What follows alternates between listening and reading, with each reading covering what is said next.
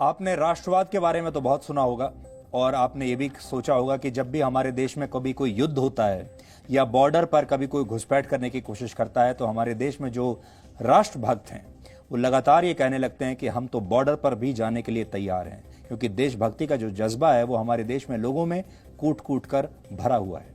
लेकिन राष्ट्रवाद भी कई तरह के होते हैं और राष्ट्रवाद के तहत जरूरी नहीं होता कि आपको हर बार अपनी सीमाओं पर जाकर ही कोई युद्ध लड़ना पड़े। अब जो नया राष्ट्रवाद है वो है आर्थिक राष्ट्रवाद। इसलिए आज हम भारत के आर्थिक राष्ट्रवाद का ही विश्लेषण कर रहे हैं।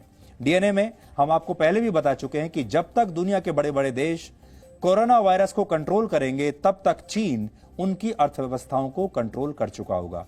चीन ये सब करना चाहता है, लेकिन अब चीन सिर्फ स्पेन, इटली और ऑस्ट्रेलिया जैसे देशों में ही निवेश की संभावनाएं नहीं ढूंढ रहा है, बल्कि उसके निशाने पर अब भारत भी है। और शायद यही वजह है कि भारत ने भी अब अपने फॉरेन डायरेक्ट इन्वेस्टमेंट, जिसे आप एफडीआई कहते हैं, अब एफडीआई के नियमों को कठोर बनाकर चीन को रोकने की तैयारी कर ली है। आप इसे चीन के खिलाफ भारत की आर्थिक फायरवॉल और भारत का आर्थिक राष्ट्रवाद भी कह सकते हैं, क्योंकि जरूरी नहीं कि चीन जैसे देश सिर्फ सीमाएं लांघ कर ही भारत पर आक्रमण करें या डोकलाम जैसी घुसपैठ करके ही भारत में प्रवेश करें।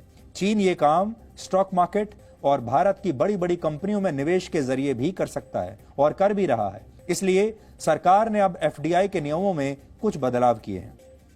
अब चीन समेत भारत के पड़ोसी देशों की किसी भी कंपनी को भारत में निवेश से पहले सरकार की अनुमति लेनी होगी। ये नियम उन सभी देशों पर लागू होंगे जिनकी सीमाएं भारत से लगती हैं, यानी भारत के सभी पड़ोसी देशों पर लागू होंगे। लेकिन इन नियमों का जो इशारा है वो चीन की तरफ ज्यादा है, क्योंकि चीन ही एक ऐसा बड़ा देश है जो भारत में इतना बड़ा निवेश कर सकता है। यहां तक कि अगर चीन की कोई कंपनी भारत के बाहर किसी कंपनी में निवेश करती है और वो कंपनी आगे चलकर भारत में भी निवेश करती है तो भी निवेश से पहले सरकार की अनुमति लेना अब अनिवार्य होगा। इस विषय पर भारत के वाणिज्य मंत्रालय की तरफ से जारी एक प्रेस रिलीज में साफ साफ लिखा है कि नियमों में यह बदलाव कोरोना वायरस की वजह से पैदा हुई नई आर्थिक परिस्थितियों को देखते हुए लिया गया है, जिसका मकसद ऐसे निवेश और कॉरपोरेट टेक ओवर्स को रोकना है जो मौके का लाभ उठाते हुए किए जा रहे हैं। इससे पहले ये नियम सिर्फ पाकिस्तान और बांग्लादेश की कंपनियों पर लागू थे, लेकिन अब इसमें चीन के अलावा भूटान, म्यांमार और नेपाल को भी शामिल कर लिया गया है। भारत सरकार के इस फैसले के बाद चीन ने अपनी प्रतिक्रिया दी है और इस फैसले को अंतर्राष्ट्रीय व्यापार नियमों का उल्लंघन बताया है। लेकिन भारत ने यह फैसला अपनी अर्थव्यवस्था को बचाने के लिए किया है, क्योंकि चीन की कई बड़ी निवेश कंपनियां इस मौके का फायदा उठा रही हैं। ये कंपनियां आर्थिक रूप से कमजोर हो चुकी भारतीय कंपनियों में हिस्सेदारी खरीदकर भारत की अर्थव्यवस्था को चीन का गुलाम बनाना चाहती हैं। इससे पहले स्पेन, इटली, जापान और ऑस्ट्रेलिया जैसे देश भी चीन को रोकने के लिए अपने अपने देशों में एफडीआई के नियमों में ऐसे ही बदलाव कर चुके हैं। एक थिंक टैंक जिसका नाम है गेटवे हाउस नामक एक भारतीय थिंक टैंक द्वारा की गई एक स्टडी के मुताबिक भारत में फिलहाल 30 ऐसे स्टार्टअप्स हैं जिनकी वैल्यू 7,500 करोड़ से ज्यादा है। इन्हें यूनिकॉर्न स्टार्टअप कहा जाता है और इनमें से करीब 18 में चीन की बड़ी हिस्सेदारी है। भारत की इन कंपनियों में चीन का करीब 30,000 करोड़ रुपए का निवेश है।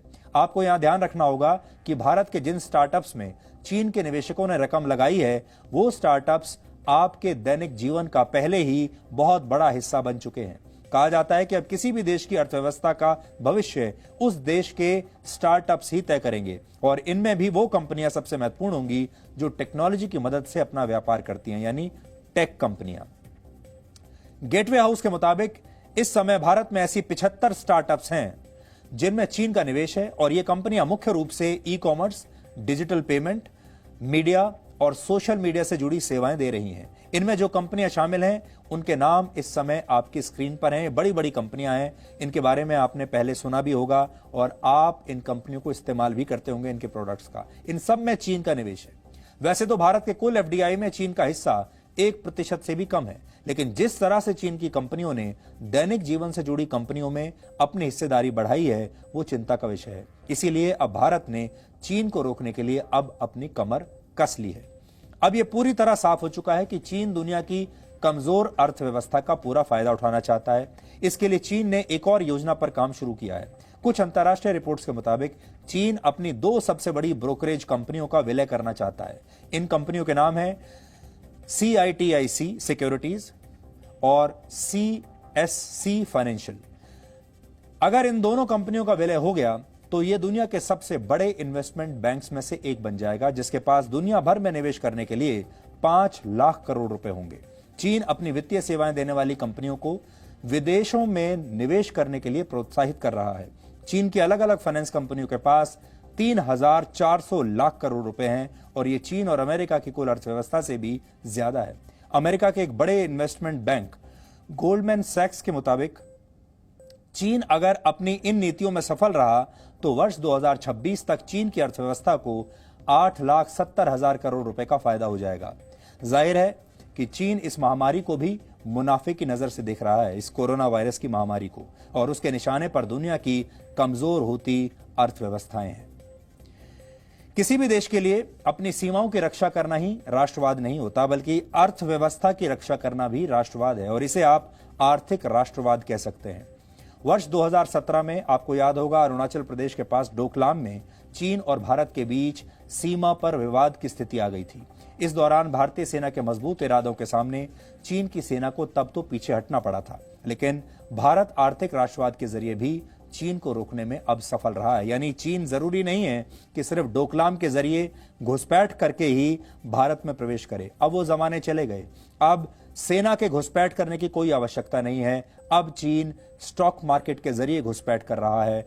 अब चीन हमारे बाजारों में घुसपैठ कर रहा है। अब चीन आपके और हमारे जीवन में सुबह से लेकर शाम तक हम जो वस्तुएं इस्तेमाल करते हैं उनके जरिए हमारे जीवन में घुसपैठ कर रहा है। और अगर आप अपने ऊपर एक सर्वे करेंगे तो आप पाएंगे कि सुबह से लेकर रात तक आप जो चीजें भी इस्तेमाल कर रहे हैं, चाहे वो टेक्नोलॉजी से जुड़ी चीजें हों और चाहे आपके रोजमर्रा के सामान की चीजें हों, उनमें से बहुत बड़ा हिस्सा अब चीनी कंपनियों का है। यानी आपके जीवन में चीन पहले ही काफी हद तक घुसपैठ कर चुका है। अब चीन चाहता यह है आप उसकी वस्तुएं बाजार से खरीद रहे हैं, ये तो उसका काम पूरा हो गया। अब वो चाहता है कि आपकी तनख्वाहें भी चीन से ही आएं।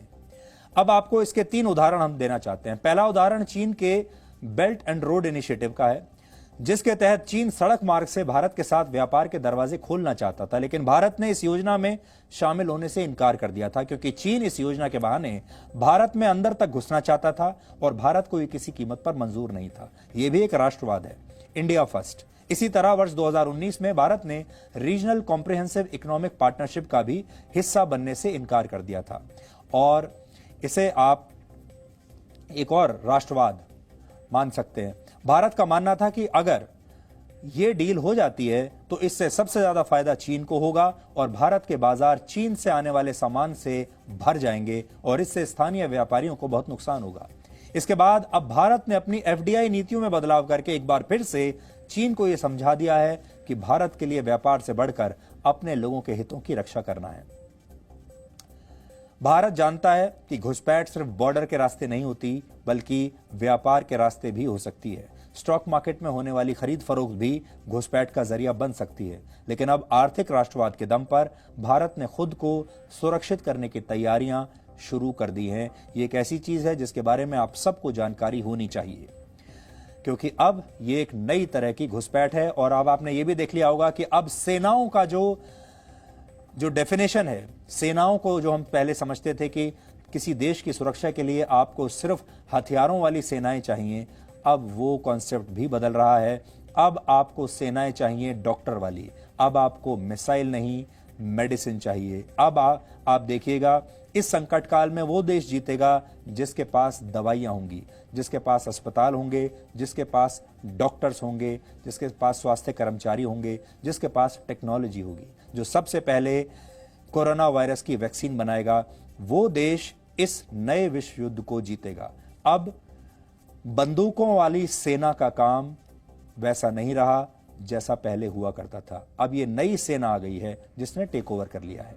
चीन की विस्तारवाद वाली नीति पर तो पूरी दुनिया में सवाल उठ ही रहे हैं, लेकिन कोरोना वायरस को लेकर भी चीन को बहुत सारे सवालों के जवाब अब भी देने हैं। पिछले हफ्ते डीएनए में हमने आपको बताया था कैसे चीन के बड़े बड़े देश, दुनिया के बड़े बड़े देश चीन से इस वायरस की शुरुआत के बारे में पूछ रहे हैं और आरोप लगा रहे हैं कि इस वायरस की शुरुआत चीन से हुई, कैसे हुई वो ये जानना चाहते हैं। अमेरिका, फ्रांस, ब्रिटेन और ऑस्ट्रेलिया जैसे देश लगातार मांग कर रहे हैं कि चीन इस वायरस को लेकर अपनी भूमिका स्पष्ट करे, लेकिन किसी भी सवाल का जवाब देना चीन जरूरी नहीं समझ रहा। चीन बार बार इस बात से इनकार कर रहा है कि यह वायरस उसकी गलतियों की वजह से पूरी दुनिया में फैला है या फिर इस वायरस को वुहान की लैब में बनाया गया है। लेकिन अब दुनिया के एक बहुत बड़े वैज्ञानिक ने यह दावा किया है कि कोरोना वायरस को वुहान की लैब में ही तैयार किया गया था। ये कोई छोटे मोटे वैज्ञानिक नहीं हैं, बल्कि इन्हें एड्स के वायरस की खोज करने के लिए नोबेल पुरस्कार भी मिल चुका है। हम बात कर रहे हैं फ्रांस के एक बहुत बड़े वैज्ञानिक जिनका नाम है लूक मोंटेनियर। लूक मोंटेनियर का दावा है कि सार्स और कोविड-2 चीन की लैब में तैयार किया गया था और कोरोना वायरस चीन की लैब में तैयार हुआ है। इस सार्स CoV-2 जो है वो इसका औपचारिक नाम है कोरोना वायरस का। इस वैज्ञानिक का दावा है कि यह वायरस चीन द्वारा एड्स की वैक्सीन बनाने की कोशिश के दौरान गलती से पैदा हो गया और इस वैज्ञानिक ने यह भी कहा है कि कोरोना वायरस में HIV के जीनोम के कुछ अंश मौजूद हैं और इसमें मलेरिया में पाए जाने वाले जर्म्स के भी कुछ अंश हैं। हालांकि नोबेल पुरस्कार विजेता इस वैज्ञानिक के विरोधियों का तर्क है कि उनके दावों में कोई दम नहीं और पिछले कुछ वर्षों से वो इसी तरह के अजीबोगरीब दावे कर रहे हैं। लेकिन इसी महीने की 15 तारीख को अमेरिका के राष्ट्रपति डोनाल्ड ट्रंप ने भी ये इशारा किया था कि वुहान लैब में वायरस बनाए जाने की थ्योरी की जांच अमेरिका कर रहा है। अमेरिका के एक बड़े अखबार द वॉशिंगटन पोस्ट के मुताबिक 2018 में अमेरिका के कुछ बड़े वैज्ञानिकों ने वुहान की इसी लैब का दौरा किया था और अपनी सरकार को इस बात की जानकारी दी थी कि इस लैब की सुरक्षा पर्याप्त नहीं है। कुल मिलाकर वायरस की शुरुआत को लेकर शक की सुई बार बार चीन की तरफ घूम रही है और चीन को हर हालत में इन सवालों के जवाब देने ही होंगे।